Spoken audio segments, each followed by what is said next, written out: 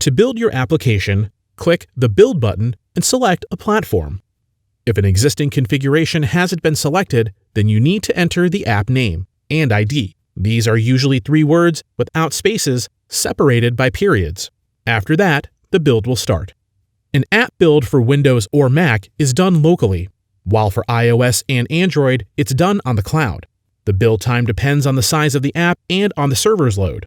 It takes about 5 minutes on average. After starting the build, you can continue working on the project, open a new one, or close the editor altogether. You'll receive an email when the build is completed. When the build is done, a corresponding message will appear.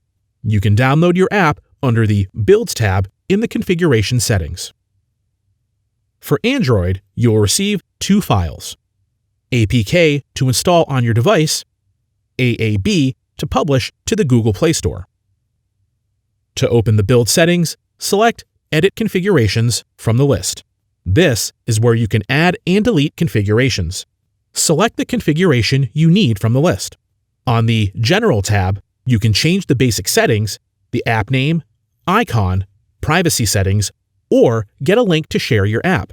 To build an iOS app, you need to upload a certificate and provisioning profile, which you can get from the Apple Developer Portal. On the Android tab, you can download an auto-generated digital signature or upload your own. On the Firebase tab, you can upload files to connect the app to your Firebase project.